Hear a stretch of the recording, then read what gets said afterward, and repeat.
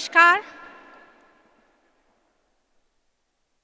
विज्ञान भारती के 6वें अधिवेशन पूना में आप सभी का हार्दिक स्वागत व अभिनंदन। मैं आदरपूर्वक सभी से अनुरोध करती हूँ कि अपना स्थान ग्रहण कर लें। हमारे सभी अतिथिगण मंच पर अपना स्थान ग्रहण कर चुके हैं। मैं सभी अतिथिगणों का और मंच पर विराजमान अतिथिगणों का हार्दिक अभिनंदन करती हूँ। मैं अभी आप सभी लोगों से अनुरोध करती हूँ कि हमारी परंपरा के अनुसार आप दीप प्रज्वलन करके इस कार्यक्रम का शुभारंभ करें। साथ ही साथ मैं स्वास्थ्य वंदन के लिए वेदमूर्ति वेदांग शंकर गुरुजी और उनके विद्यार्थियों से अनुरोध करती हूँ कि आप साथ ही साथ स्वास्थ्य वचन भी करें।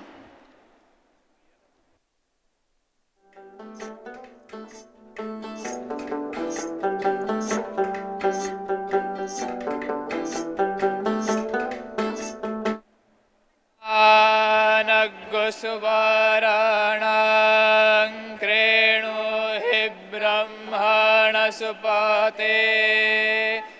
कक्षीवान्ताञ्च औषिजाः सुवस्ति न इन्द्रो वृद्धश्रवाः सुवस्ति नः पूषा विश्ववेदाः स्वस्ति नस्ताक्षो अरिष्टनेमिः स्वस्ति नो बृहस्पतिर्दधातु भद्रं कर्णेभिः शृणुयाम देवा भद्रं पश्येमाक्षभिर्जजत्राः स्थिरैरङ्गैस्तुष्टुवागुंसस्तनूभिर्व्यशे मयि देवहितं जदायुः त्र्यम्बकं जजामहे सुगन्धिं पुष्टिवर्धनम् उर्वारुकमिव बन्धनान् मृत्योर्मुक्षीयमामृतात् द्यौः शान्तिरन्तरिक्षगो शान्तिः पृथिवी शान्तिरापः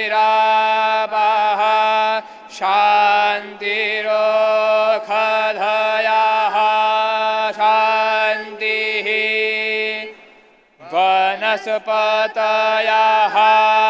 शान्तिर्विश्वे देवाः शान्तिर्ब्रह्म शान्तिः सर्वज्ञो शान्तिः शान्तिरेव शान्तिः सामा शान्तिरेधि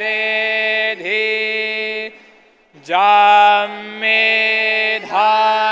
देवगणाः पितरश्चोपासते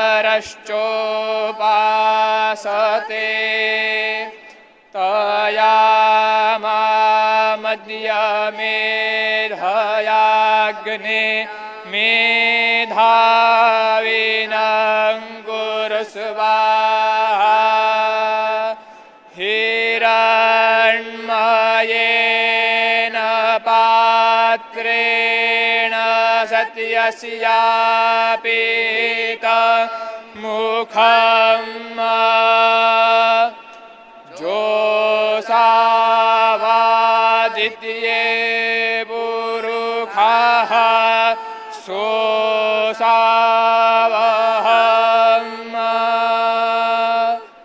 ॐ खं ब्रह्म हरिः ॐ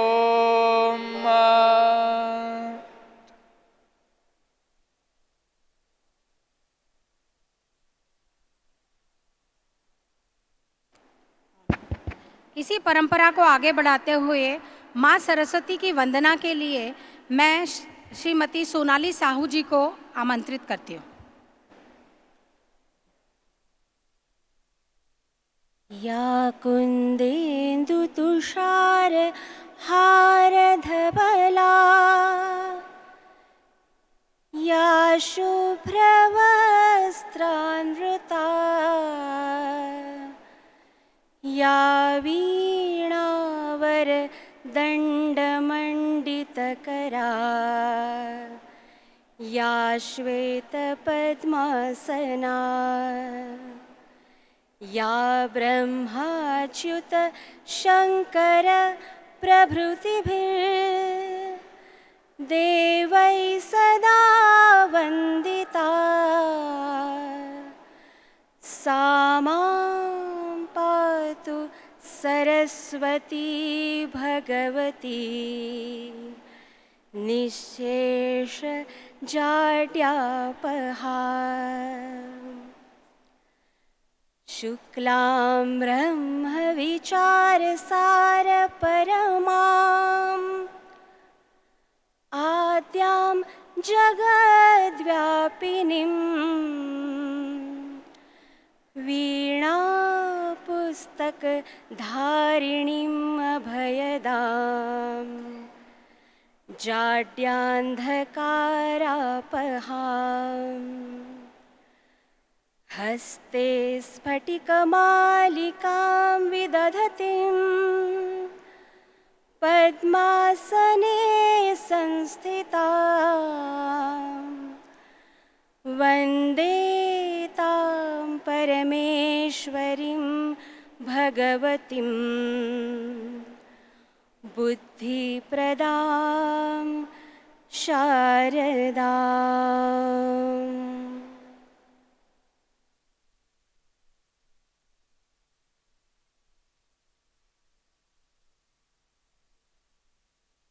सभी अतिथिगण और विज्ञान भारती के सभी पदाधिकारियों और कार्यकर्ताओं का पुनः अभिनंदन।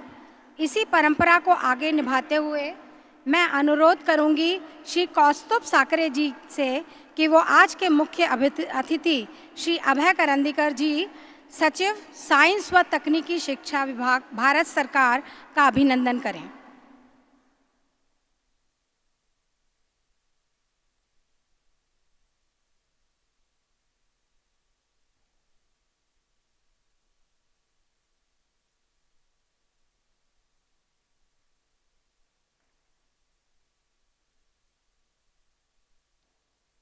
इसी परंपरा में आगे स्मिता घाइसा जी से अनुरोध है कि वो मेधा कुलकर्णी जी, आदरणीय सांसद राज्यसभा, का स्वागत करें।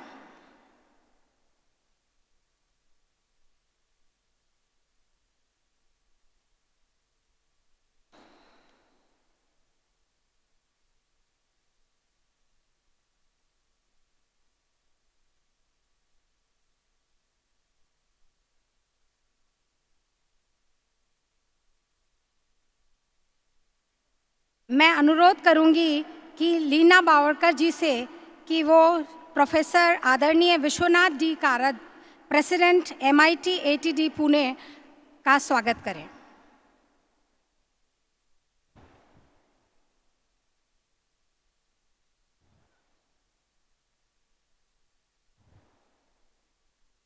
महेश चौपड़े जी से अनुरोध है कि वो डॉक्टर आदरणीय विजय भटकर जी, जो कि हमारे विज्ञान भारती के पूर्व प्रेसिडेंट और अभी पालक हैं, उनका अभिनंदन करें।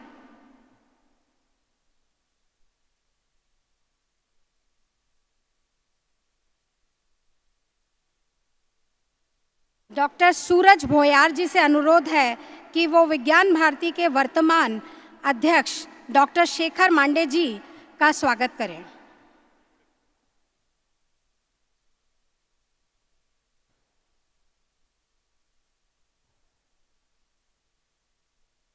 मयंक बड़जातिया जी से अनुरोध है कि वो महेश काराट जी, आदरणीय VC and executive president MIT ATD university, का स्वागत अभिनंदन करें।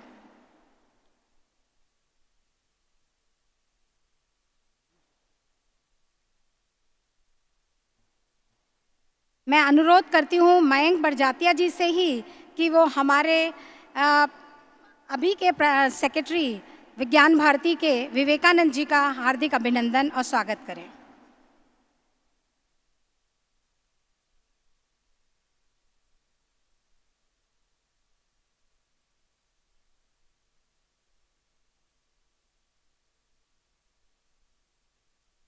धन्यवाद। श्रीमती मेधा कुलकर्णी जी, ऑनरेबल एमपी राज्यसभा को मैं अनुरोध करती हूँ कि वो अपने वचनों से इस सभागृह में उपस्थित विज्ञान भारती के कार्यकर्ताओं को उद्बोधन करें। आपको पहले जाना है, इसीलिए आपसे अनुरोध है।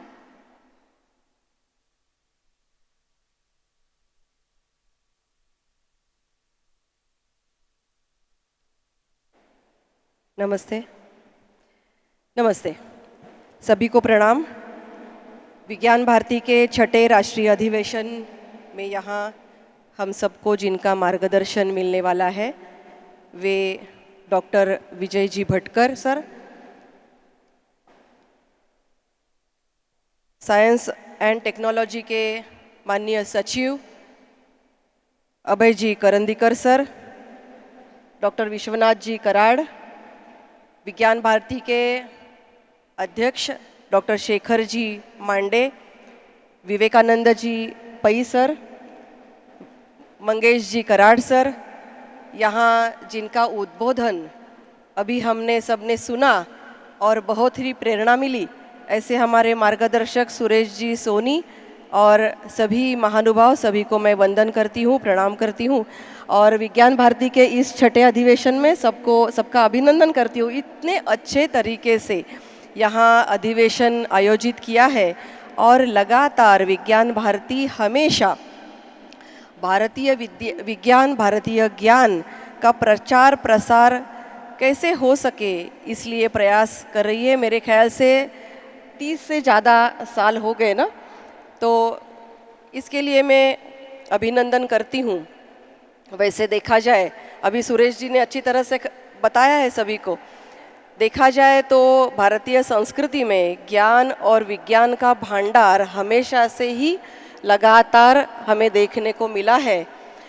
जितने भी हमारे वेद है, उपनिषद है, जितना भी ज्ञान हमें पढ़ने को सुनने को मिलता है, सब में हमने देखा है कि हमारे ऋषि जो थे, महर्षि जो थे, वैसे देखा जाए तो वो वैज्ञानिक ही थे। हमने देखा है कि शल्य विज्ञान चिकित्सा जो आयुर्वेद में बताई गई है, आयुर्विज्ञान हो, शल्य चिकित्सा हो, सुश्रुत हमने पढ़ा है कि जिनको बोला जाता है कि पायोनियर ऑफ सर्जरी, ऐसा उनको बोला जाता है। तो इस तरीके से हमारे भारतीय ज्ञान में पहले से ही विज्ञान का बहुत बड़ा आदर होता चला आ रहा है। पाश्चात्य देशों से विपरीत हम में क्या है तो देखने को मिलता है कि भारतीय संस्कृति में, भारतीय परंपरा में ज्ञान और विज्ञान का आदर करते हुए उसका इस्तेमाल, उसका उपयोग कैसे होना चाहिए, इसका विवेक भी हमें बताया गया है। जो हम मानते चले आ रहे हैं कि आध्यात्मिकता की जोड़ हम सब में होनी चाहिए, ये हमें बताया जाता है हमेशा। तो वो किस लिए है कि किसी भी तरह से कितने भी संशोधन हो ज्ञान के, विज्ञान के, लेकिन इसका इस्तेमाल अत्यंत विवेकपूर्ण पद्धति से होना चाहिए, ये हमें भारतीय संस्कृति ने हमेशा से ही बताया है। हमारे लाडले प्रधानमंत्री नरेंद्र जी मोदी हमेशा कहते हैं कि विज्ञान क्या कुछ नहीं कर सकता। अभी हमने 2 साल पहले एक संकट को पूरे विश्व ने, हमने ही नहीं पूरे विश्व ने झेला है, कोरोना पीरियड। तो कोविड का जब दौर था, आदरणीय मोदी जी ने कहा कि भले ही ये वैश्विक संकट हो, लेकिन इस संकट को झेलने की, उसके ऊपर निर्णय देने का, सुझाव देने की क्षमता अगर किसी में है, तो वो विज्ञान में है। और उन्होंने अपने वैज्ञानिकों को बहुत अच्छी तरह से हौसला दिया। अनेक विपरीत परिस्थितियों को भारत को सामना करना पड़ा, लेकिन हमने पूरे विश्व में सबसे पहले अत्यंत विश्वसनीय ऐसा वैक्सीन बनाया। और मैं जो बोल रही थी कि हमारे पास विवेक है और हम हमेशा बात करते हैं वसुधैव कुटुंबकम की, हमारे मोदी, हमारे लाडले प्रधानमंत्री, जिन्होंने ना ही केवल अपने 140 देशवासियों के लिए ये कोविड का वैक्सीन मुफ्त में दिया, बल्कि पूरे विश्व में जितने भी देशों ने, मेरे ख्याल से 22 देश ऐसे थे जिनको हमने कोविड का वैक्सीन दिया। तो ये करिश्मा वैज्ञानिकों का है, जिसमें ज़्यादा महिला वैज्ञानिक भी पूरी तरह से अपना योगदान देती आ रही है। हमने देखा कि चांद्रयान हमने भेजा, हमने आदित्ययान भेजा सूर्य के ऊपर। बहुत अच्छी तरह से भारत पूरे विश्व में बहुत गति से विज्ञान क्षेत्र में अपनी प्रगति कर रहा है। प्रगति की रफ्तार पूरे देश में अगर कंपैरिजन किया जाए, उसके परिप्रेक्ष्य में भारत की रफ्तार बहुत ही ज़्यादा है। हमारे पास तेजस जैसे लड़ाऊ विमान भी है, आकाश मिसाइल जैसे बहुत अच्छी तरह से इस्तेमाल होने वाले मिसाइल भी है, जिनका उपयोग देखा जाए तो 45 किलोमीटर की दूरी पर होने वाले विमान के ऊपर निशाना बनाने के लिए उसका इस्तेमाल हो सकता है। इतना प्रभावी ये मिसाइल हमारे पास है। पूरे विश्व में अगर 9 देश ऐसे हैं जो परमाणु औजार की क्षमता रखने वाले हैं, तो उनमें से एक है भारत। तो कृषि क्षेत्र हो, शिक्षा क्षेत्र हो, मेडिकल साइंस हो, मेडिकल साइंस की बात करें तो भारत देश अभी मेडिकल टूरिज्म के लिए जाना जाने वाला है। तो इस अनेक क्षेत्र में भारत देश विज्ञान में प्रगति कर रहा है, और ऐसे सारे विज्ञान के प्रगति में वैज्ञानिकों को प्रोत्साहन देने का काम विज्ञान भारती करती चली आ रही है। इसलिए मैं अभिनंदन करती हूँ। और खास तौर से नवाचार और संस्कृति दोनों का मिलाप इकट्ठा करके विज्ञान भारती ने लगातार अपना काम किया है। इसके आगे भी जो काम विज्ञान भारती करना चाहे, राज्यसभा की सांसद होने के नाते जो भी मेरा सहकार्य आपको अपेक्षित रहेगा, मैं हमेशा से आपके साथ हूँ। इतना ही वक्तव्य इस सभा के दौरान करती हूँ। आप सभी का पुणे में सांसद होने के नाते, पुणे की होने के नाते, जो महाराष्ट्र के बाहर से जितने भी लोग आए हैं, पुणे की बाहर से जितने की भी लोग आए हैं, उनका स्वागत करती हूँ। यहाँ बहुत अच्छी तरह से व्यवस्था कराड़ सर ने की है। बहुत ही अच्छा प्रांगण यहाँ है, और मैंने पहली बार यहाँ आकर देखा कि इतना भव्य प्रांगण, पुणे का भूषण है ये प्रांगण। तो इसमें सबका आपका स्वागत करते हुए मैं मेरी वाणी को विराम देती हूँ। धन्यवाद। जय हिंद, जय भारत, जय विज्ञान।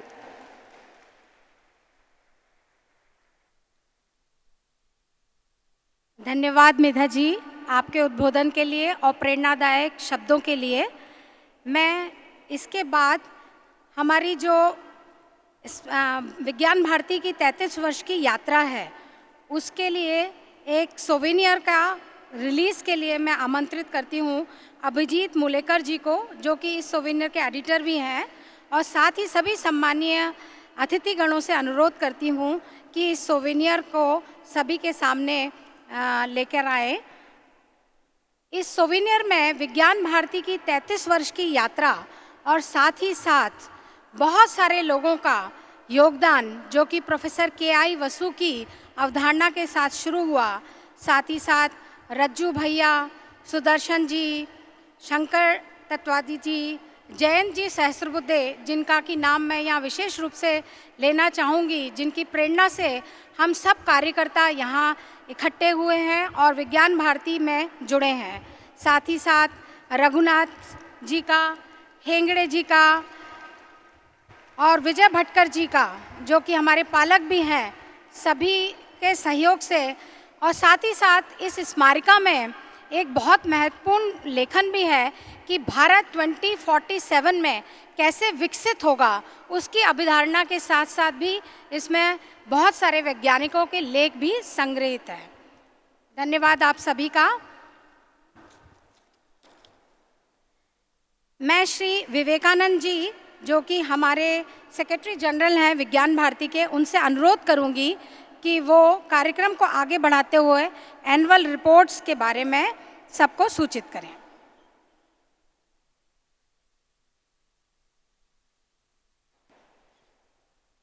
मंचासीन आदरणीय अध्यक्ष विज्ञान भारती के डॉक्टर शेखर मांडे जी, डीएसटी के सचिव डॉक्टर अभय करंदीकर जी, विज्ञान भारती के पूर्व अध्यक्ष और मार्गनिर्देशक डॉक्टर विजय भटकर जी, इस परिसर का जिसने विजुअलाइज किया, निर्माण किया, विश्वनाथ कराट जी, मंगेश कराट जी, आदरणीय शंकर तत्ववादी जी, सुरेश सोनी जी, सुनील अंबेडकर जी, और सभागृह में आए हुए सभी महाजनों को नमस्कार। आज लद्दाख से लेकर कन्याकुमारी तक, कर्नावती से लेकर गुवाहाटी तक, पूर्वोत्तर राज्यों से, अंडमान से, पूरे भारत से और भारत के बाहर गल्फ कंट्री से और अमेरिका से भी प्रतिनिधि यहाँ आए हुए हैं। एक प्रकार से विज्ञान भारती की जो यात्रा आगे बढ़ी, 2001 में ऑफिशियली रजिस्टर हुआ, 91 में शुरू, 89 से शुरू हुआ और 80 से IISc में छोटे से तरीके से शुरू हुआ। आज वो यहाँ आ गई है और आगे का प्रयाण चल रहा है। कल हमारी 23वां साधारण सभा थी और आदरणीय अध्यक्ष की अनुमति से अपने आने वाले 2 साल के लिए जो कार्यकारी निश्चित की गई है, मैं उसका अभी एक बार वाचन करता हूँ। पहले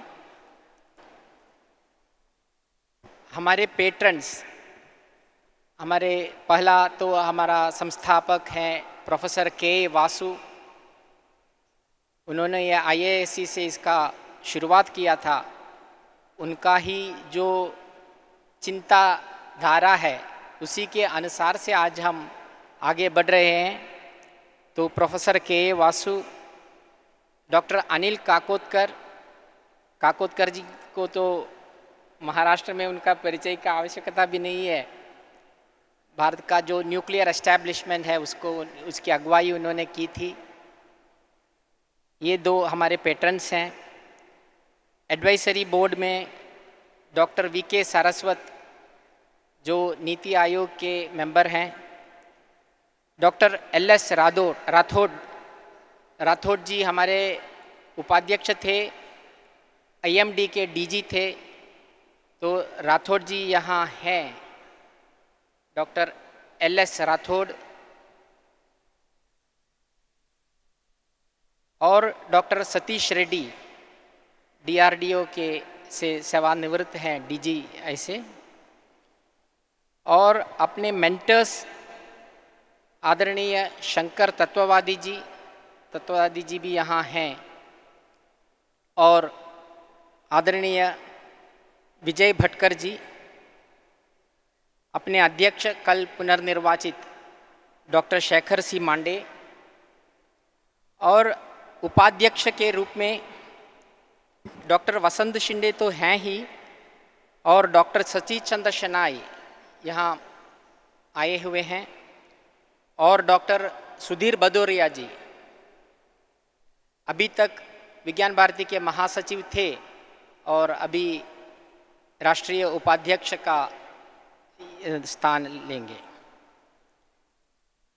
अपने राष्ट्रीय संगठन मंत्री हैं डॉक्टर शिव कुमार शर्मा जी, शिव कुमार शर्मा जी पिछले 40 साल से संघ के वरिष्ठ प्रचारक हैं और जॉइंट ऑर्गेनाइजिंग सेक्रेटरी सह संगठन मंत्री हैं श्री प्रवीण रामदास जी, यहाँ खड़े हुए हैं। प्रवीण रामदास जी का तो सबसे परिचय होगा ही। उसी प्रकार सचिव के नाते अभी तक हमारी राष्ट्रीय कार्यकारी में जो सदस्य थी डॉक्टर तृप्ता ठाकुर जी, तृप्ता जी ने ही इसका सूत्र संचालन किया है और Tripta ji DG national power training institute हैं। और दूसरे सचिव डॉक्टर अरविंद रानडे जी, अरविंद जी का भी तो सब लोगों से परिचय होगा ही, अभी नेशनल इनोवेशन फाउंडेशन के निदेशक भी हैं। और श्री कंपल्ला शास्त्री जी, कंपल्ला शास्त्री जी आंध्र में हमारा कार्य खड़ा किया और अभी से हमारे राष्ट्रीय सचिव होंगे। कोषाध्यक्ष हैं, अभी भी थे, श्री विजय सकलेचा जी, भोपाल से हैं। और सदस्य इस नाते डॉक्टर रंजना अग्रवाल जी आज यहाँ आ नहीं पाई, यहाँ भारत में नहीं है अभी। श्री डॉक्टर नर्मदा प्रसाद शुक्ला जी,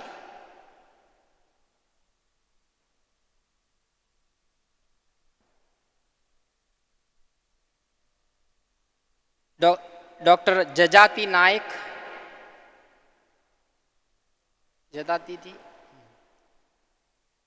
जजाति जी कलकत्ता में हैं। और श्री टीएम नंद कुमार जी भी आए हुए हैं। नंद कुमार जी गल्फ कंट्रीज़ में थे और हमारा जो साइंस इंडिया फोरम का काम चलता है उसका कोऑर्डिनेशन करते हैं, अभी भारत में है, पहले वहाँ थे। डॉक्टर विद्याधर वैद्य जी कर्नावती से हैं, गुजरात से।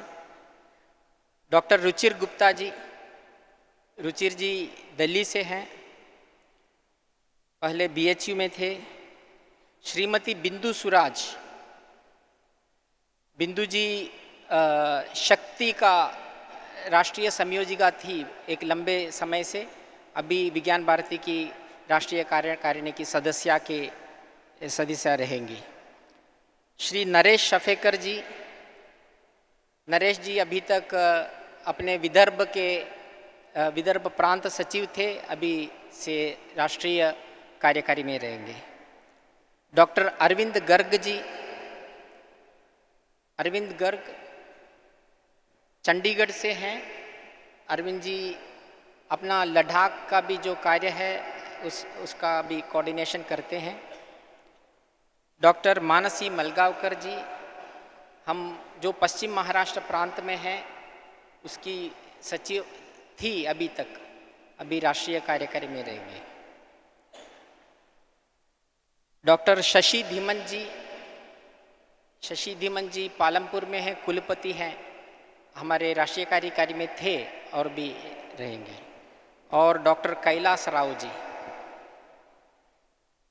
राव जी भोपाल का जो school of planning and architecture है उसके निदेशक भी हैं। तो ये अपनी कार्यकारी रहेगी आने वाले 2 साल के लिए। पिछले 2 साल में विज्ञान भारती की यात्रा एक प्रकार से थोड़ी चुनौतीदायक भी, बहुत बड़ी चुनौतीदायक भी थी, पर इसी के साथ साथ बहुत सारे कार्यक्रम हुए।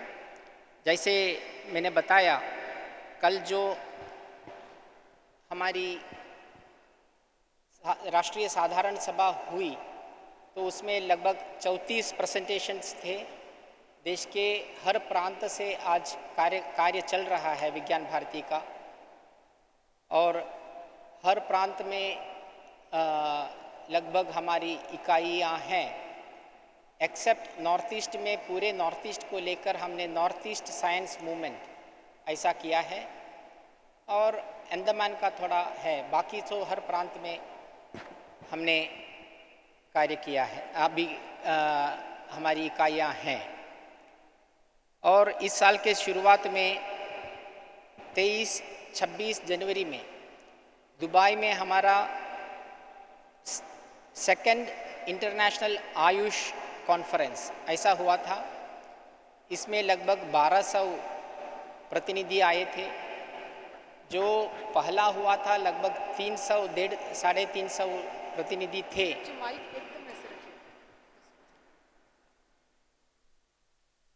तो इसका लगभग 3 टाइम्स इस बार हुआ। और विद्यार्थी विज्ञान मंथन में लगभग 1.7 लाख रजिस्ट्रेशन्स आए थे। 1.2 लाख उसमें परीक्षा में भाग लिया विद्यार्थियों ने। और लगभग 39 कैंप्स हुए। और उसका नेशनल कैंप आईसर भोपाल में अभी संपन्न हुआ। और इसका सृजन स्कॉलरशिप उसका कार्यक्रम भी अभी चंडीगढ़ में होने वाला है। इंडिया इंटरनेशनल साइंस फेस्टिवल 17 से 20 जनवरी तक फरीदाबाद में हुआ। THSTI RCB में लगभग 12,000 डेलीगेट्स थे। लगभग 3 लाख लोगों का वहाँ एक बहुत बड़ी प्रदर्शनी थी, उसमें आना हुआ। 17 इवेंट्स थे। 24 देशों से वहाँ उनका रिप्रेजेंटेशन हुआ। इसी के साथ साथ 2 इवेंट ऐसे थे। एक इसरो के साथ जुड़ के कैनसैट में एक IASF चैलेंज। अभी तक तो हम गिनेस रिकॉर्ड करते थे। इस साल हमने ऐसा सोचा कि अपना ही चैलेंज एक रखेंगे और अगर कोई उसे और ये ब्रेक करना चाहते हैं तो उसका पूरा डॉक्यूमेंट बनाया है। And everyone in the world is open to break that challenge. तो instead of going for a Guinness record we have instituted IASF challenge with IASF 20 this year. Bharatiya Vigyan सम्मेलन 21 से 23 दिसंबर में अहमदाबाद में संपन्न हुआ। और उसमें लगभग 1000 से 984 इतने पेपर्स उसमें प्रेजेंट हुए थे। 3000 से ज़्यादा डेलीगेट्स आए थे। World ocean science congress, the 3rd world ocean science congress, फरवरी 27-28 जनवरी मार्च 1 को चेन्नई में संपन्न हुआ IIT रिसर्च पार्क में।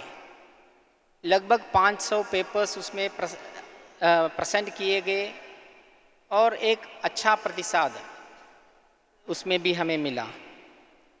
मुंबई में एक विविध आयाम बैठक थी।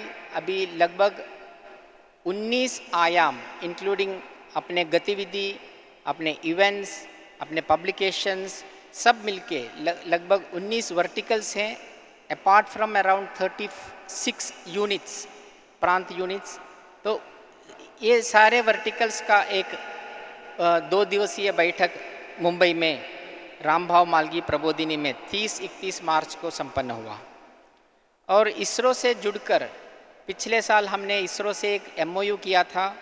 और उस MOU के अंतर्गत इसरो के जो space on wheels mobile exhibition उन्होंने 2019 में विक्रम साराभाई की जन्मशती के अवसर पर उसका निर्माण किया था।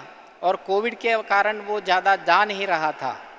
उसे इसरो, विज्ञान भारती और हर जगह के होस्ट इस प्रकार का एक MOU हमने बनाया कि इसरो अब ये मोबाइल एग्जीबिशन विज्ञान भारती के लिए प्राप्त करेंगे और ये पूरा कोऑर्डिनेशन विज्ञान भारती करेगी। इस प्रकार से ये विदर्भ में बहुत अच्छी तरह हर जिले में गया। लगभग 5 लाख विद्यार्थी और उनको जो इसका एक्सप्लेनेशन करते हैं उनके लैंग्वेज में, विदर्भ में मराठी में, त्रिपुरा में बंगला में, अरुणाचल में वहाँ की बोली में, और केरला में मलयालम में, कर्नाटका में कन्नड़ा में, उस प्रकार एक्सप्लेन किया। मध्य प्रदेश में हिंदी में, भोपाल में 6 लाख से ज़्यादा विद्यार्थी इन स्पेस ऑन व्हील्स में उनका विजिट हुआ है। और आज हम यहाँ आए हैं। बाकी कुछ प्रेजेंटेशंस अगले सत्र में होंगे, वर्ल्ड आयुर्वेदा कांग्रेस का, उस प्रकार 4-5 प्रेजेंटेशन अभी होंगे। और इस प्रकार ये वृत्त निवेदन में समाप्त करता हूँ। नमस्कार।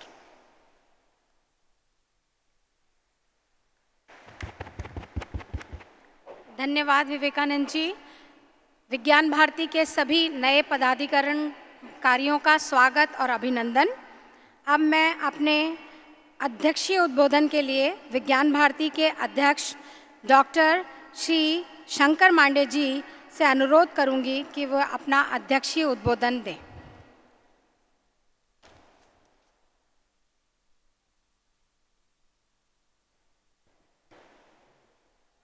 सभी को नमस्कार। मंचासीन हमारे मार्गदर्शक डॉक्टर विजय भाटकर जी,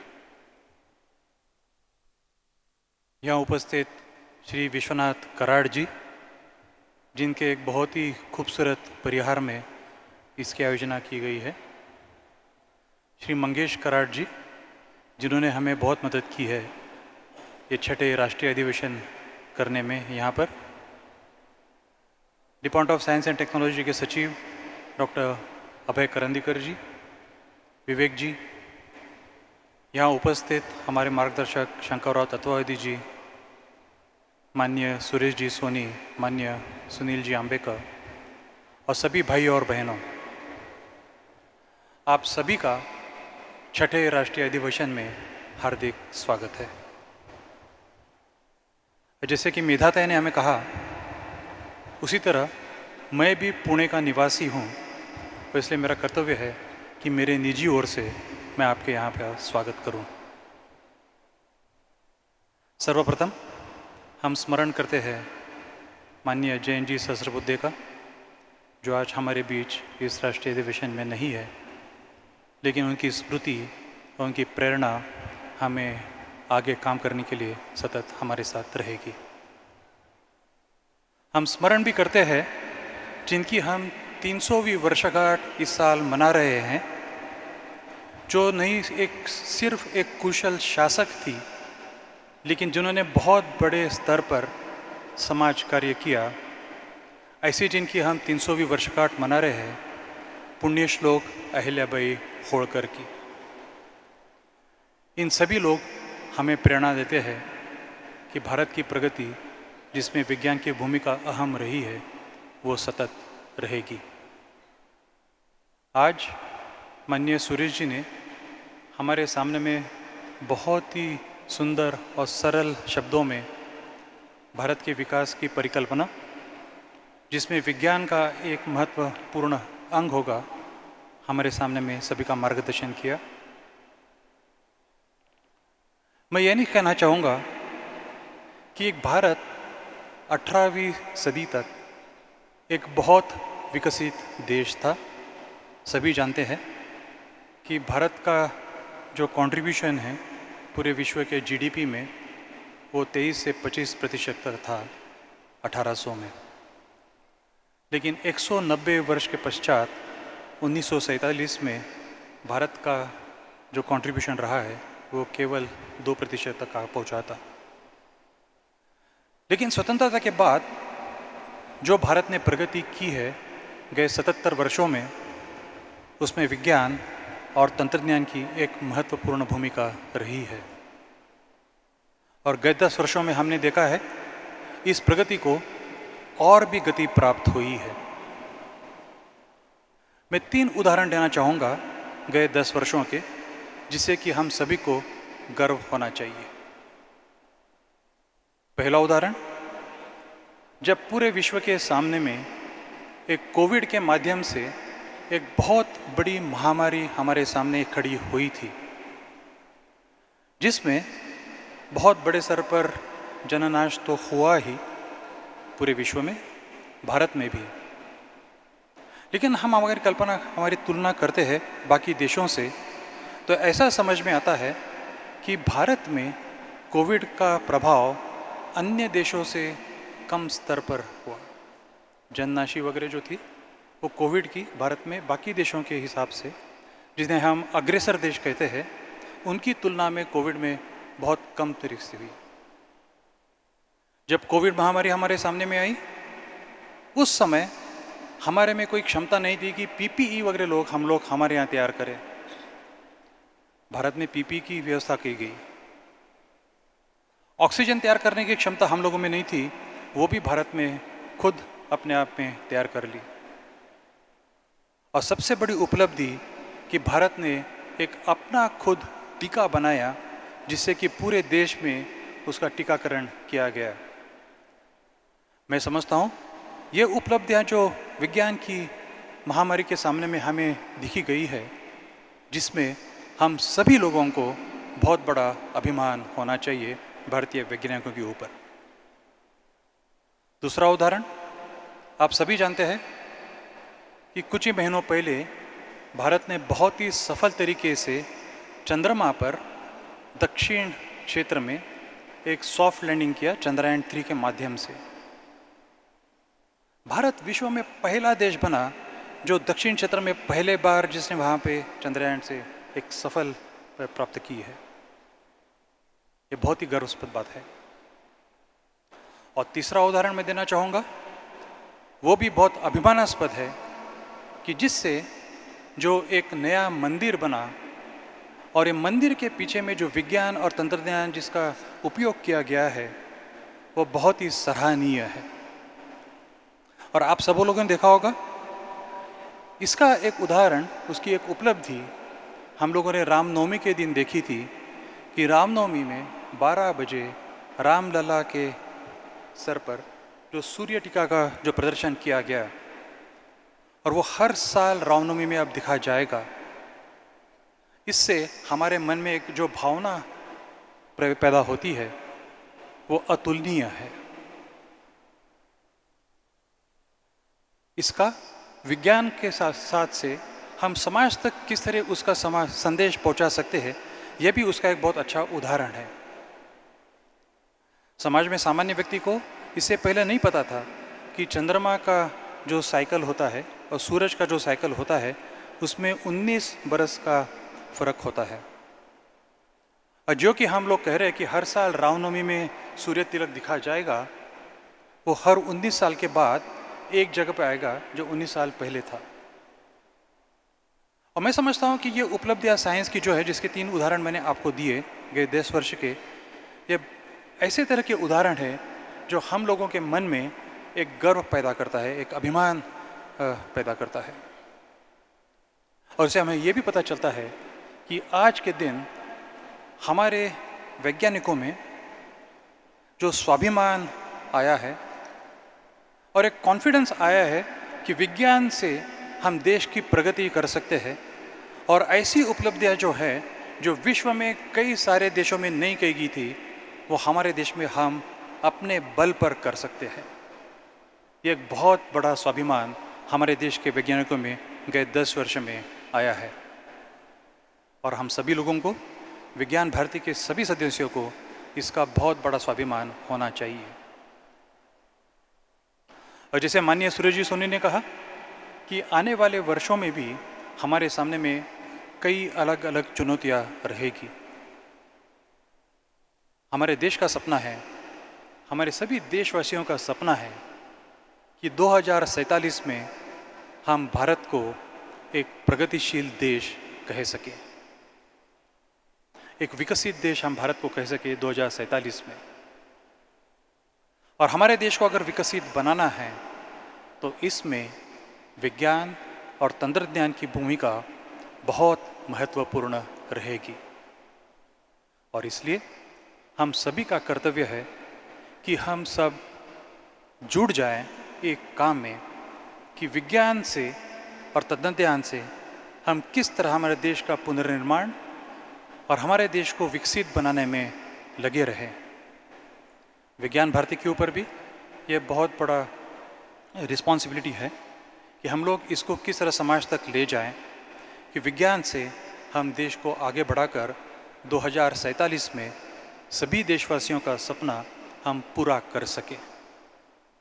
मैं आप सभी से आग्रह करता हूं कि हम जब भी समाज में जाएं, सामान्य लोगों से चर्चा करें, उन्हें जरूर सरल भाषा में विज्ञान की उपलब्धियों के बारे में बताएं और ज़रूर सब लोगों को पता है कि वैज्ञानिक, हमारे देश के वैज्ञानिक पूरे स्वावलंबी तरीके से एक पूरे होलिस्टिक व्यू से देश का सर्वांगीण विकास, और सिर्फ देश का ही नहीं, जिससे पूरे विश्व का सर्वांगीण विकास हो, माननीय सुरेश जी ने आज कहा कि जिसमें हम मानव को एक प्रकृति का अंग मानते हैं, उस तरीके से हम करें। आप सभी लोगों का हार्दिक अभिनंदन और पुनः छठे राष्ट्रीय अधिवेशन में आपका स्वागत करते हुए मैं अपने 2 शब्दों को यही विराम देता हूँ। धन्यवाद। जय हिंद। धन्यवाद डॉक्टर शेखर मांडे जी। जैसा कि आज हमारे सामने माननीय सुरेश सोनी जी ने जो विचार रखा है कि समग्र भारत की भारतीय अवधारणा में विज्ञान भारती कैसे आगे बढ़ेगा और कैसे उसकी भूमिका होगी, मुझे पूरा विश्वास है कि शेखर मांडे जी के मार्गदर्शन में ये हम जरूर आगे प्राप्त कर पाएंगे।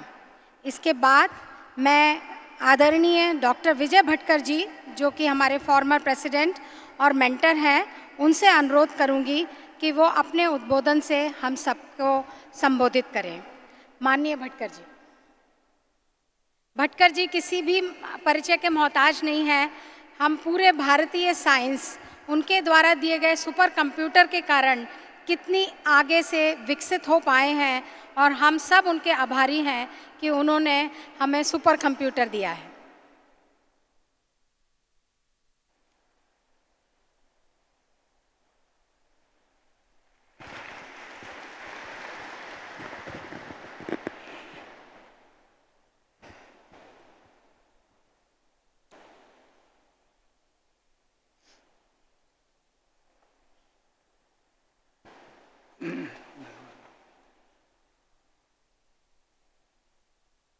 कोई भी महत्वपूर्ण कॉन्फ्रेंस जब बहुत होती है, कोई भी कन्वेंशन, इतना बड़ा कन्वेंशन जब होता है तो अपेक्षा रहती है कि कन्वेंशन की मुख्य भूमिका क्या है, मुख्य अवधारणा क्या है। आदरणीय सुरेश जी ने आज का कहो तो बीज भाषण, मुख्य भाषण हमारे सामने रखा। ये मुख्य विचार उन्होंने रखा कि भारत की किंबहुना सब विश्व की आज के संदर्भ में क्या दिशा होनी चाहिए, प्रगति की क्या दिशा होनी चाहिए। उन्होंने एक बहुत ही मार्मिक विचार हमारे सामने लाए और ये यद्यपि ये विचार नए नहीं है, ये विचार वैदिक काल से हमारे सामने आते रहे हैं, लेकिन हम समझते ही नहीं हैं। यही हमारी ट्रेजेडी है। बार बार कहने पर भी कई महात्मा हमारे सामने आए, 54 महात्मा के पोर्ट्रेट्स यहाँ है, उनको देखकर भी हम ये अभी तक नहीं समझे कि हमारी राष्ट्रीय दिशा और विश्व की दिशा क्या होनी चाहिए। ये सबसे बड़ी मानवीय जात की, संपूर्ण मानवीय जात की एक महान, एक प्रकार की ट्रेजेडी है और ये हमें समझना होगा। इस कन्वेंशन का जो शुभारंभ हुआ वो वैदिक प्रेयर से हुआ है, वैदिक प्रार्थना से हुआ है और वैदिक प्रार्थनाओं में मुख्य जो अधोरेखित विचार हमारे सामने रखे वो है कहा पंथा, जो यक्ष प्रश्न महाभारत में उठता है धर्मराज के सामने कि कौन सा पथ हमने फॉलो करना है। और ये मुख्य विचार आदरणीय सुरेश जी ने हमारे सामने रखे। ये सभी हम सभी को पता है, सभी को अवगत है, सभी जानते हैं, लेकिन मुझे लगता है कन्वेंशन के बाद, ये विचारों के बाद हमें फिर से अंतर्मुख होना पड़ेगा और फिर से आज के संदर्भ में, आज के विज्ञान युग के संदर्भ में, आज के वक्त में हमें नए रूप से जो आज का नया युग है चल रहा है, क्वांटम साइंसेस एक नेशनल मिशन भी है हमारा, क्वांटम साइंस के रूप में जो नई अवधारणा हमारे सामने आई है, जो सभी अवधारणाओं को, पिछले अवधारणाओं को एकदम खारिज करते हैं, नए रूप से ही पेश करते हैं, खारिज तो नहीं करती, नए रूप में पेश करें। तो मैं इस कन्वेंशन का मैसेज जो मानता हूँ, तो एक quantum direction, quantum world, quantum universe में इस विचार को फिर से हमें समझना होगा, बार बार समझना होगा। व्यास महर्षि व्यास जी ने कहा था, मैं चिल्ला रहा हूँ, चिल्ला चिल्ला कर सबको बता रहा हूँ, लेकिन मेरी कोई सुनता ही नहीं। यही बात फिर से हमें दोहरानी होगी।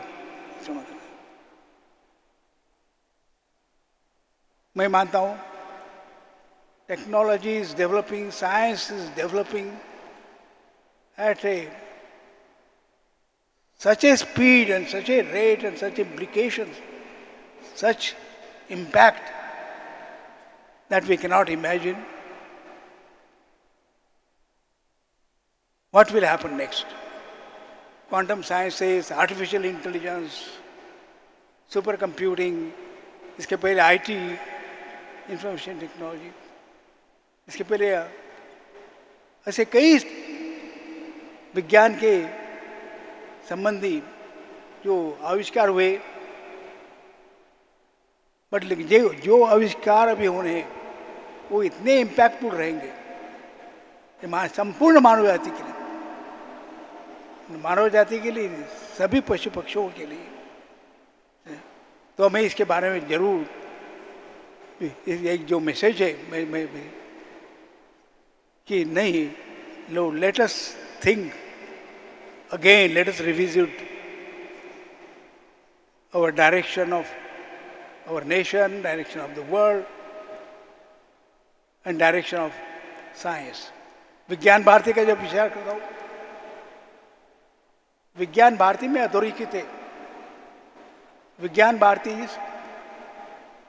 भारतीय विज्ञान, विज्ञान भारती की व्याख्या ये है, ये भारतीय विज्ञान है, भारतीय दृष्टि, ये नया विज्ञान नहीं है, भारतीय दृष्टि जो वेदों ने हमें दी है, वेदों ने हमारे सामने रखी है, वो दृष्टि से हमें फिर से इस दुनिया को, इस विश्व को देखना होगा।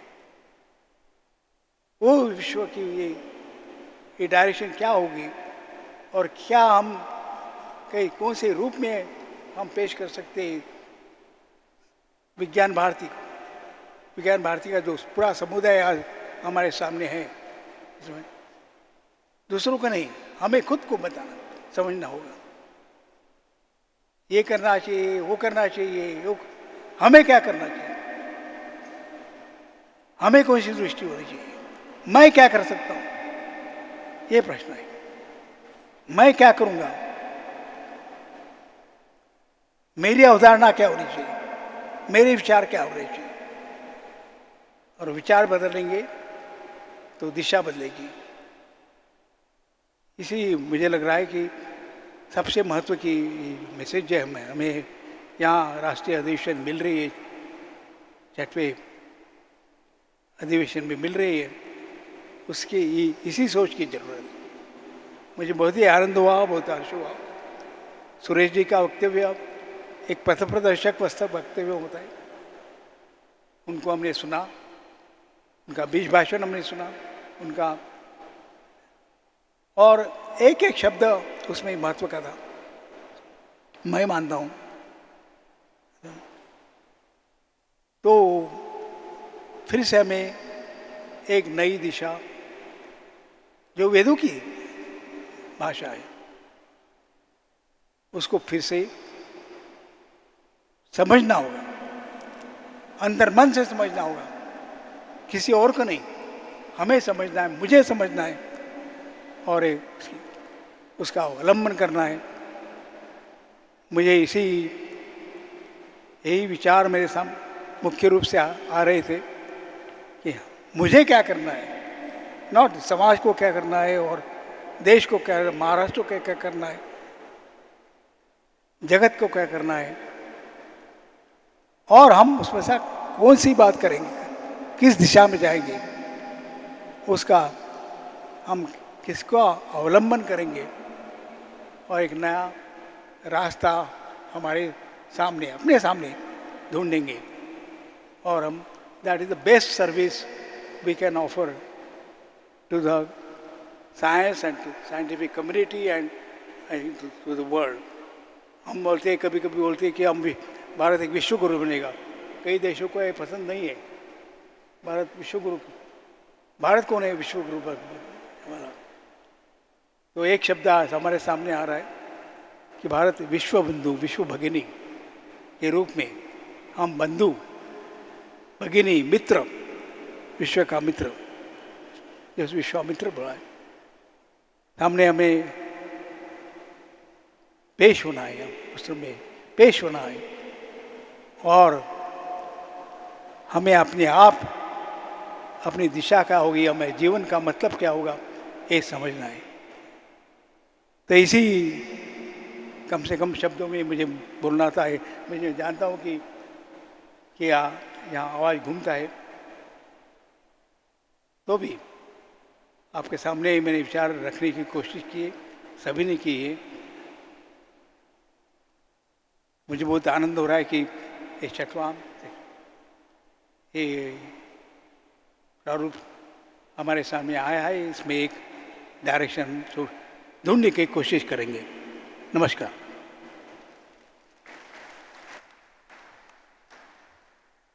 धन्यवाद आदरणीय श्री विजय भटकर जी।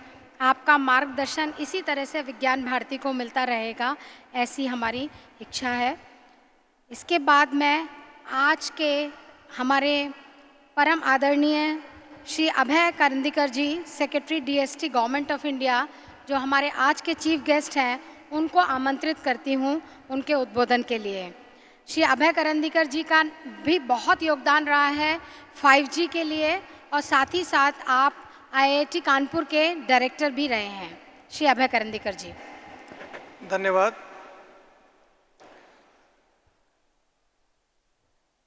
आदरणीय डॉक्टर विजय भटकर जी, डॉक्टर विश्वनाथ कराड़ जी, डॉक्टर शेखर मांडे जी, डॉक्टर मंगेश कराड़ जी, विवेकानंद जी, इस सभा में उपस्थित सभी सम्माननीय सदस्य, माननीय सुरेश सोनी जी, माननीय सुनील अंबेकर जी, डॉक्टर भदौरिया जी, और विज्ञान भारती के सभी अधिकारी और कार्यकर्तागण।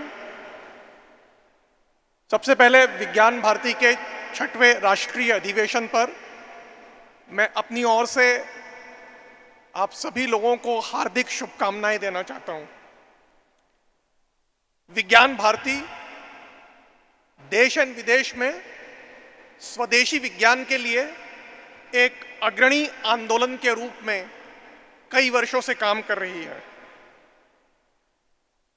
विज्ञान भारती का मुख्य उद्देश्य देश की ज्ञान प्रणालियों को आधुनिक विज्ञान से जोड़कर, आधुनिक विज्ञान से एकीकृत करके भारत की वैज्ञानिक एवं तकनीकी चुनौतियों को व्यापक स्तर पर संबोधित करना है।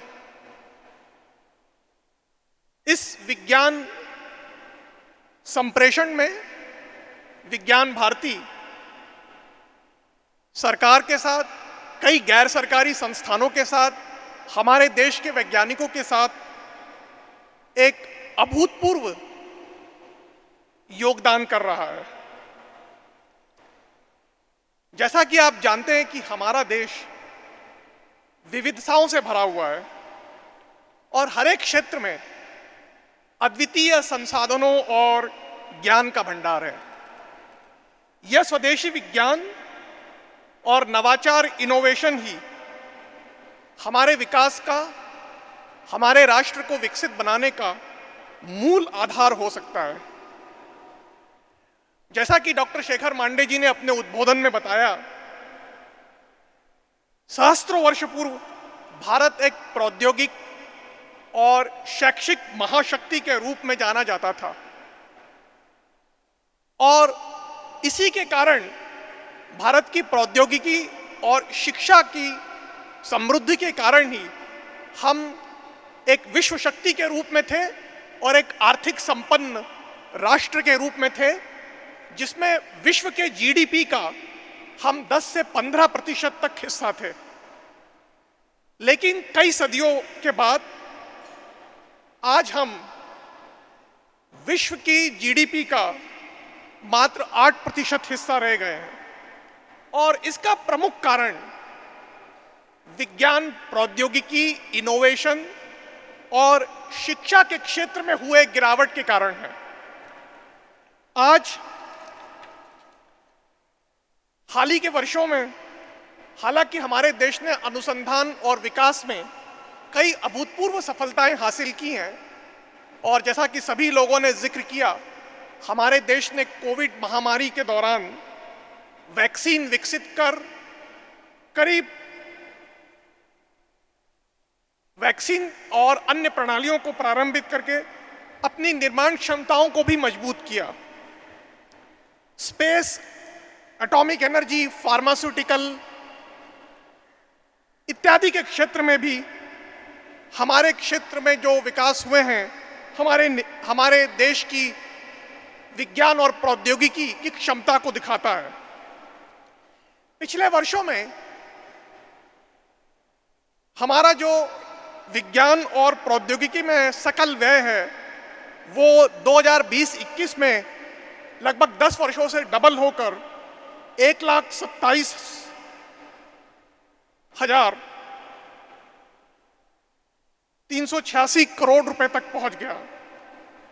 लेकिन इन सब के बावजूद हमारे देश के नवाचार तंत्र में कई चुनौतियां हैं।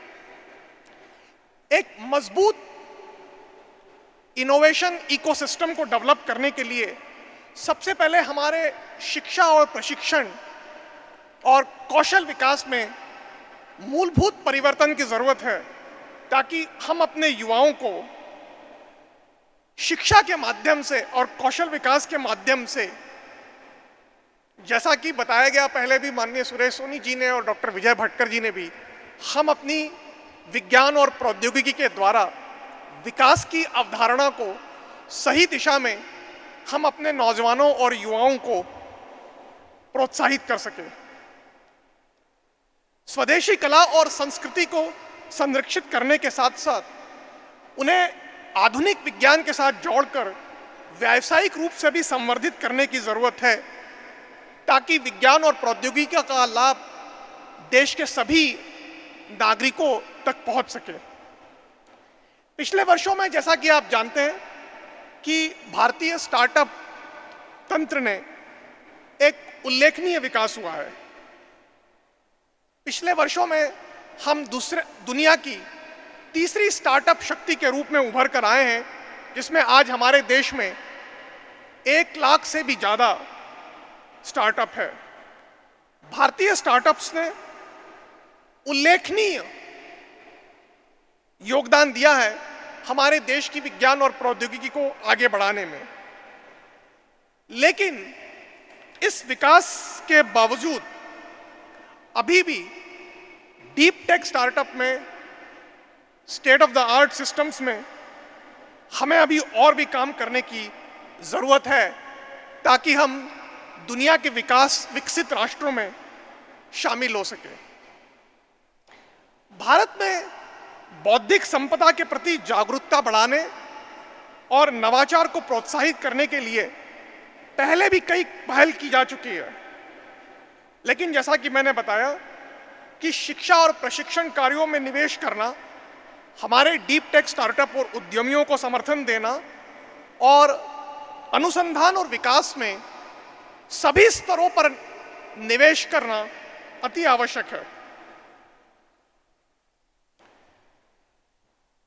The government's initiatives towards intellectual property rights driven technology are quite strategic in creating a conducive environment for innovation and research. इस मुख्य पहल में, जैसा कि आप लोग सभी लोग जानते हैं कि राष्ट्रीय शिक्षा नीति का एक महत्वपूर्ण रिकमेंडेशन था कि अनुसंधान नेशनल रिसर्च फाउंडेशन की स्थापना की जाए। अनुसंधान नेशनल रिसर्च फाउंडेशन अनुसंधान और विकास कर्मियों के संकायों को सहयोग करने और हमारे देश के साइंटिस्ट और उच्च शिक्षकों के साथ शोध करने की एक संस्कृति को बढ़ाने के लिए प्रबल संभावनाएं पैदा करेगा। हमें आशा है कि अगले कई महीनों में जब अनुसंधान रिसर्च फाउंडेशन काम करना शुरू करेगा, न सिर्फ हमारे देश के टियर 1 और टियर 2 इंस्टीट्यूशंस, बल्कि देश के स्टेट यूनिवर्सिटीज और स्टेट कॉलेजेस में भी हम अनुसंधान के प्रति जागरूकता बढ़ा पाएंगे। भारत, हमारे राष्ट्र की विकसित भारत की यात्रा स्वदेशी नवाचार और बौद्धिक संपदा अधिकारों के माध्यम से ही संभव है। अनुसंधान, उद्यमशीलता और प्रौद्योगिकी विकास के लिए एक अनुकूल वातावरण को बढ़ावा देकर भारत इनोवेशन के वैश्विक नेता के रूप में अपनी क्षमता को साकार कर सकता है। जैसे जैसे हम एक नवाचार और आत्मनिर्भरता से परिभाषित भविष्य को अपनाएंगे, यह महत्वपूर्ण है कि हम भारत की समृद्ध तकनीकी धरोहर का सम्मान करें और एक उज्जवल और अधिक समावेशी भविष्य की ओर अपने मार्ग को प्रशस्त करें। इस संदर्भ में विज्ञान भारती एक महत्वपूर्ण भूमिका अदा कर सकता है। आप अपने नेटवर्क से, आप अपने कार्यकर्ताओं का जो संगठन है उसके माध्यम से भारतीय वैज्ञानिकों और भारतीय संस्थानों के साथ मिलकर अगले 25 वर्षों में हम अपने राष्ट्र को एक विकसित राष्ट्र के रूप में ले जा सकते हैं, जो कि विज्ञान और प्रौद्योगिकी के स्तंभ पर खड़ा हो और भारतीय संस्कृति और भारत की जो अवधारणा है उसके ऊपर आधारित हो। बहुत बहुत धन्यवाद। जय हिंद।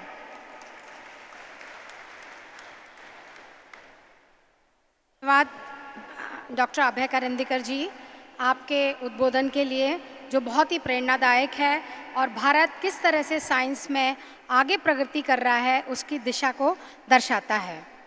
इसके बाद मैं प्रेसिडेंशियल एड्रेस के लिए बुलाना चाहूँगी परम आदरणीय प्रोफेसर विश्वनाथ कारत जी को, जो कि प्रेसिडेंट हैं MIT ATD पुणे के, और जो हम आज यहाँ विज्ञान भारती के सभी कार्यकर्ता राष्ट्रीय अधिवेशन के लिए एकत्रित हुए हैं। और ये जो सभागार है जो कि वर्ल्ड पीस के रूप में जाना जाता है और जो विज्ञान भारती की अवधारणा है, भारतीय अवधारणा है, तो उस पर हम आज यहाँ बैठकर बड़े आनंदित हैं। और मैं अनुरोध करूँगी प्रोफेसर विश्वनाथ कारत जी से कि वो अपना प्रेसिडेंशियल एड्रेस दें। मित्रों, एक आंतरिक समाधानाचा विषय, मनापासून आनंद होणं ज्याला म्हणतो आपण, आणि त्याची अनुभूती घेतो, तो हा दिवस 6व्या राष्ट्रीय अधिवेशनाचं निमित्त, विषय अतिशय आवडीचा विज्ञान भारती। फक्त एक विचाराला भटकर सर आपल्या समोर असं म्हणतात, भारतीय संस्कृतीमध्ये ज्ञानमयो विज्ञानमयो, किंबहुना असं वाटलं असा सूचना करणं बरोबर नाही. ज्ञान विज्ञान भारती असा माझ्या मनात विचार आला. भारत हा जो शब्द आहे, भा म्हणजे प्रकाश, एक आहे तो सूर्यप्रकाश आणि जो दुसरा आहे तो ज्ञानप्रकाश, आणि ज्ञानामध्ये रत तो भारत, अशी एक साधारणपणे व्याख्या फिलॉसॉफर संत ज्ञानेश्वरांच्या जगद्गुरू तुकाराम महाराजांच्या नावाने the great noble son of India Swami विवेकानंदांनी जे शब्द उच्चारण केलं 130 वर्षापूर्वी शिकागो इथे, the first world parliament of religions, and where he is speaking on the very subject which he refers to and gives an advice to the whole world. You know the whole story, you are all learned people. When he says, remember friends, union of science and religion / philosophy alone will bring harmony and peace to mankind. विश्व शांति की बात है, विश्व कल्याण की भावना है. With the same passion and the fire in your belly, we have gathered together for the nation building and showing the pathway of harmony and peace to mankind. वसुधैव कुटुंबकम एक शब्द है. World as one family.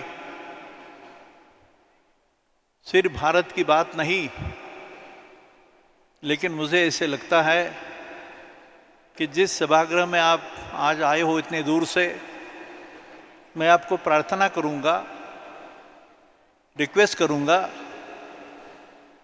कि किसी एक व्यक्ति की कल्पना नहीं हो सकती है.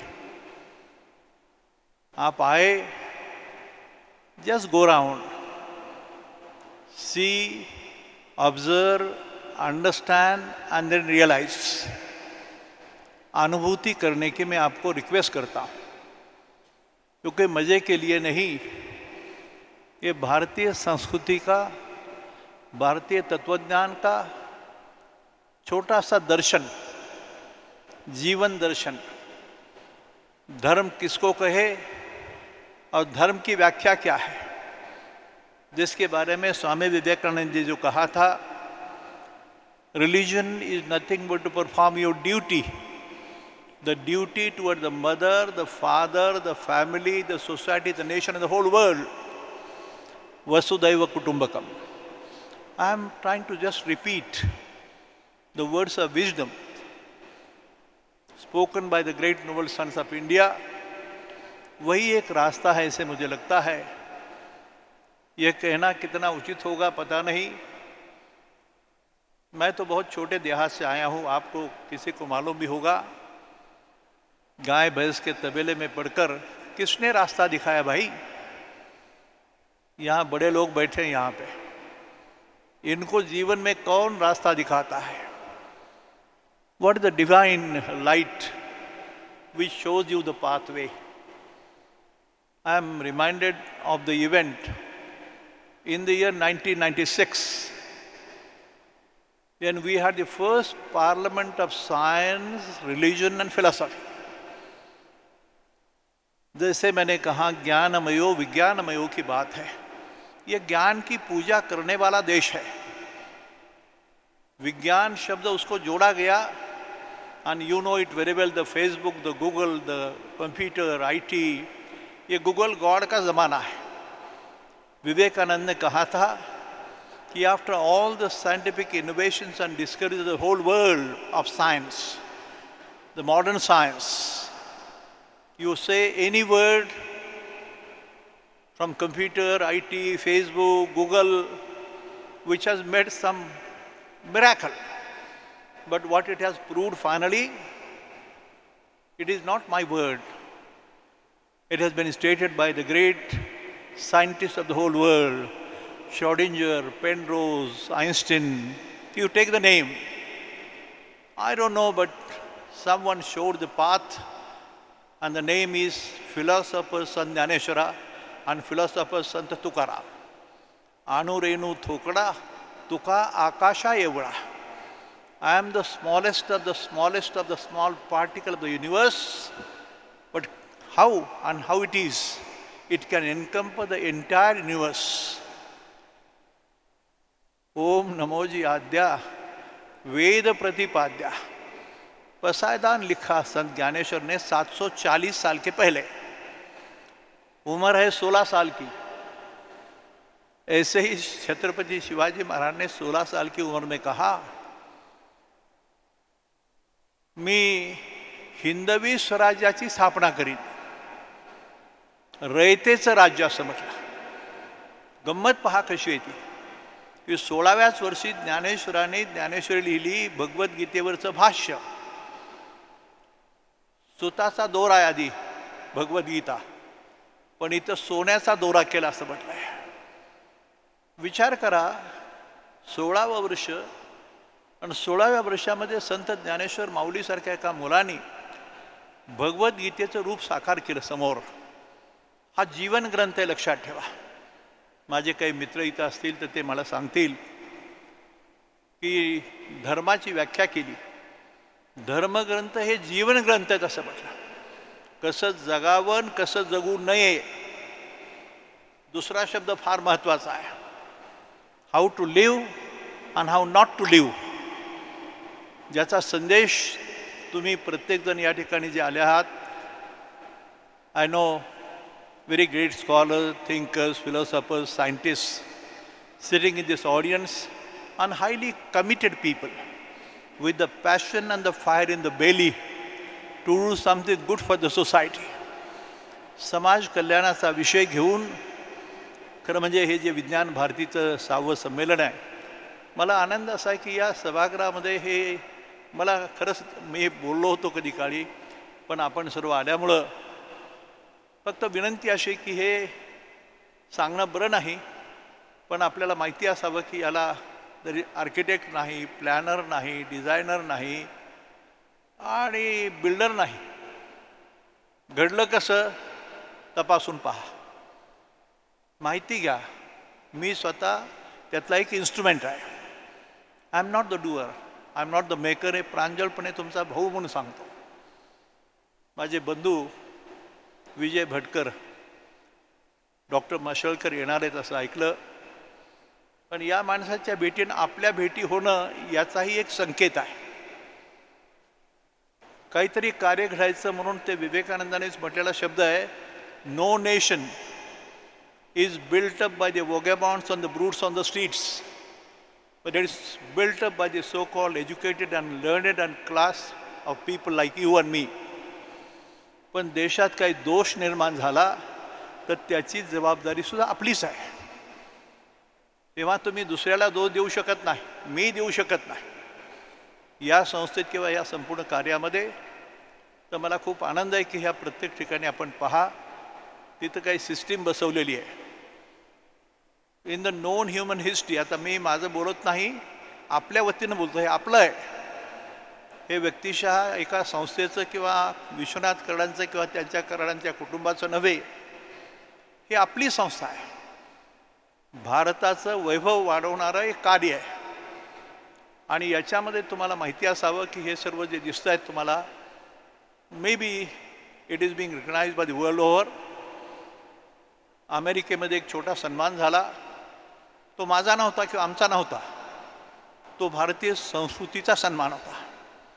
भारतीय परंपरा आणि भारतीय तत्त्वज्ञान जे मूल्याधिष्ठित शिक्षण आहे, मोठं सुंदर आहे, तर तो सन्मान या इथं जे संत उभे आहेत, आज संत आहेत आणि बाहेर शास्त्रज्ञ आहेत, लक्षात ठेवा। कृष्णार्जुनाचा संवाद आहे, ऐका मग तो श्री अनंतो, पार्था ते असे म्हणतू, योग युक्तू झालाशी आता, मज समग्राती जाणसी ऐसे, आपुलिया तळहातीचे रत्न जैसे, तुझ ज्ञान सांगे विज्ञानेशी. काय सुंदर भाषा आहे. कृष्णासारखा गुरु आणि अर्जुनासारखा शिष्य संवाद आहे. आणि म्हणून सांगतो, माझे मित्र शहाबुद्दीन पठाण इथं बसलेले आहेत, याच्यामधून फार सुंदर संदेश दिला गेला. आपण गर्व नाही करायचा. वैष्णव परंपरेमध्ये स्वार्थ आणि गर्व झाला की जरा त्याला दोष निर्माण होतो. पण माऊलींनी जे शब्द सांगितले की आम्ही वैष्णव लोक आहे, भारतीय परंपरा ही वैष्णवांची परंपरा आहे, त्याच्यात त्याने असं म्हटलं आहे की तुमच्याकडून जगाचं कल्याण व्हायचं आहे, म्हणून माऊलींनी पसायदान लिहिलं. आता विश्वात्मके देवे एकच शब्द आहे. The entire universe is a manifestation of your intelligence and consciousness, the ultimate reality, the ultimate truth, the ऑलमायटी God. आता ईश्वर कशाला म्हणावं, कुणाला म्हणावं, ईश्वर कुठे आहे? म्हणून तुकारामाने उत्तर दिलं आहे, तेच मगाचं अणुरेणू थोकडा तुका आकाशा एवढा. हेच विज्ञान आहे. आणि हे भारतामध्ये हजारो वर्षापूर्वी याचं चिंतन झालं, वेद उपनिषदामध्ये याचं भाष्य झालं, लिखाण झालं, पण आपल्या ध्यानात नाही आलं.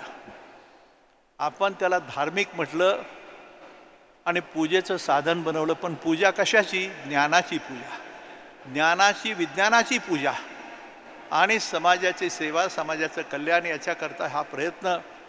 मी खरं म्हणजे आता सर्वांची नावं मला माहिती नाहीत, पण विशेष करून आता करंदीकर बोलले, भटकर सर बोलले आणि इतर शेखर मांडे यांचा सर्वांचा मी आभार मानतो की असं विचार मंथन या संत ज्ञानेश्वरांच्या, याला माझ्या वडिलाचं नाव देता आलं असतं, मला माझंही देता आलं असतं. पण लक्षात ठेवा की याच्या पाठीमागे फार मोठं दूर असा एक विषय आहे. आणि म्हणून मी म्हटलं की हा हॉल किंवा ही जी संस्था आहे हे भारताची प्रॉपर्टी आहे, माझी नाही. हे काय मालकीचं नाही कोणाच्या. It is never. ही एक वैश्विक संस्था जी असते. आणि हे जे बोलतायत ना, हे समजून घ्या गड्या. पुन्हा शब्द उच्चारतो. In the known human history for the first time the concept and the message being given to the whole world on behalf of Indian culture, tradition, philosophy किंवा भारतीय संस्कृती परंपरा जे म्हणतो त्याचं स्वरूप जगासमोर मांडण्यासाठी हे मेकॅनिझम आहे. आणि म्हणून शेवटी उच्चारतो परत, this is being recognise world over, not with institution, spiritual, अध्यात्मशास्त्राची वैज्ञानिक प्रयोगशाळा, हा शब्द आहे. मी आपल्याला सर्वांना धन्यवाद देतो, अभिवादन करतो आणि थांबतो.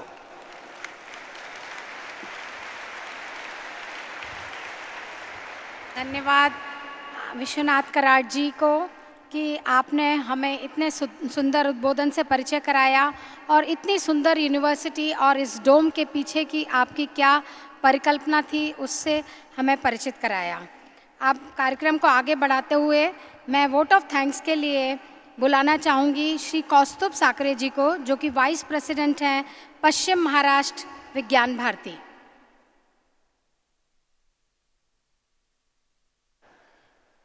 उपस्थित सभी मान्यवरों को सादर प्रणाम. विज्ञान भारती के 6वें राष्ट्रीय अधिवेशन के उद्घाटन सत्र के आभार प्रदर्शन के लिए यहाँ खड़ा होते हुए मैं एवं विज्ञान भारती पश्चिम महाराष्ट्र के सभी कार्यकर्ता गदगद है. एनुअल जनरल मीटिंग के साथ 2 दिन संपन्न होने वाले इस सुवर्ण क्षणों का भागी होने के लिए पश्चिम महाराष्ट्र के विज्ञान भारती कार्यकर्ता एवं MIT ग्रुप के सभी स्वयंसेवक गत 6 महीने से इस विषय में उत्साह से जुड़े हुए हैं. आज उद्घाटन सत्र में प्रमुख अतिथि professor Abhayji Karandikar, secretary department of science and technology. अभय जी, आपका विज्ञान भारती के प्रति जो असीम स्नेह है उसके प्रति विज्ञान भारती सदैव ऋणी है. इस 2 दिवसीय अधिवेशन में उद्घाटन सत्र में संबोधन पाना हमारे लिए सौभाग्यपूर्ण है. सर, आपका भारतीय विज्ञान एवं उद्योगशीलता के आधार पर विचार भारतीय नवाचार एवं नवोन्मेष जगाने के लिए सफल रहेगा. हम आश्वस्त करते हैं कि विज्ञान भारती इस विषय पर अपना योगदान करेगी. आज उद्घाटन सत्र में डॉक्टर मेधाजी कुलकर्णी, सम्माननीय सांसद राज्यसभा, परम आत्मीयता से मेधाजी इस कार्यक्रम में उपस्थित रही। मैं उनके प्रति भी अपना आभार व्यक्त करता हूँ। Professor Vishwanath ji Karad sir, president MIT ADT Pune, आपका विज्ञान एवं अध्यात्म के प्रति सहज भाव ही है जो विज्ञान भारती पश्चिम महाराष्ट्र को बार बार स्नेहांकित करते आ रहा है। आज के सत्र में आपका अध्यक्षीय उद्बोधन इस अधिवेशन के वैचारिक संपन्नता की साक्षी रहेगा। Doctor Vijay ji Bhatkar sir, formal president और मेंटर विज्ञान भारती सर, आपका आत्मीय भाव विज्ञान भारती के कार्यकर्ताओं को हमेशा प्रेरणादायी रहा है। भटकर जी, आपका भारतीय विज्ञान पर आधारित उद्बोधन हमारी चेतना उजागर कर रहा है। डॉक्टर शेखर जी मांडे, प्रेसिडेंट विज्ञान भारती। शेखर जी, आपका आज के सत्र में अध्यक्षीय उद्बोधन विज्ञान भारती कार्यकर्ताओं के लिए प्रवणी रहा। और अंतिम था श्री विवेकानंद जी पई, सेक्रेटरी जनरल विज्ञान भारती। विज्ञान भारती कार्य विस्तार एवं प्रगति पथ को लेकर उद्घाटन सत्र में जो आपने विचार साझा किए हैं उसके लिए मैं आपका ऋणी हूँ। इसके साथ वोट ऑफ थैंक्स ये कार्यक्रम सत्कार के लिए मैं सादर करता हूँ। धन्यवाद।